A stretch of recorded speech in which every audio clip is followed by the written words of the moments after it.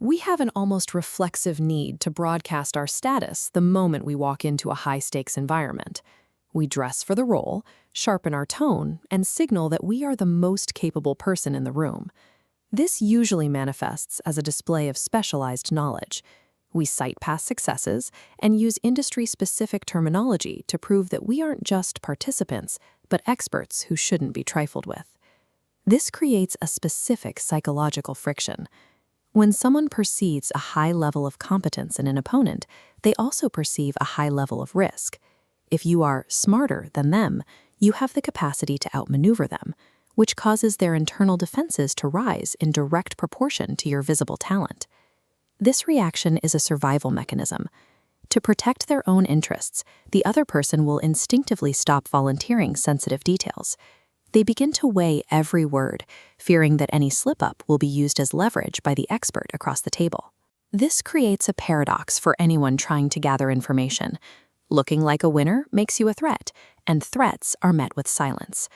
Effective intelligence gathering requires a vacuum. People need to feel they are in a low-stakes environment before they feel comfortable revealing what they actually want and what they are actually afraid of. Consider a salesman named Hardy. He was a veteran with decades of high-level closing experience, possessing a deep understanding of the psychological triggers that drive a deal. Yet when Hardy sat down with a new client, he would claim he was new to the business. He played the part of the greenhorn, someone who was still learning the ropes and needed a bit of extra patience. This is a deliberate act of voluntary disarmament. By removing the competence threat from the table, Hardy bypassed the target's natural suspicion. You don't feel the need to hide your hand from someone who doesn't seem to know the rules of the game. The shift in the room is immediate. The client stops looking for hidden agendas and starts seeing Hardy as a harmless entity. Their guard doesn't just lower, it disappears entirely. Hardy sacrificed his ego to gain total access. By feigning incompetence, he traded away his professional standing in exchange for the target's unfiltered honesty. This works because of a basic human drive, the desire to be helpful to those we perceive as being below us in the hierarchy. We like to feel useful, and we especially like to feel superior. Clients who were previously tight-lipped suddenly transformed into mentors. They wanted to educate the rookie, and in doing so, they began to speak with a level of candor they would never show to a seasoned pro. While teaching Hardy, clients started volunteering sensitive data, their internal pain points, budget ceilings, and true deadlines.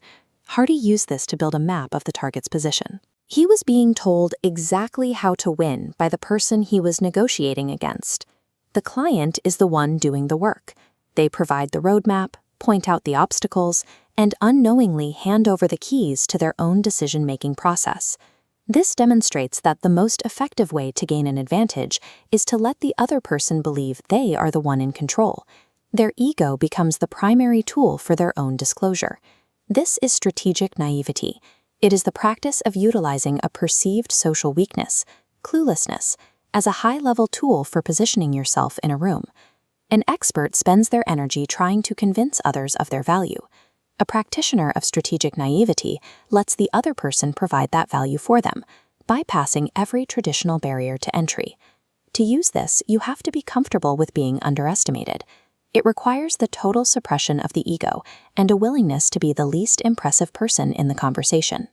Most deception fails because it attempts to make the deceiver look more powerful than they are. This method succeeds by doing the opposite, making the practitioner look too harmless to be worth a second thought.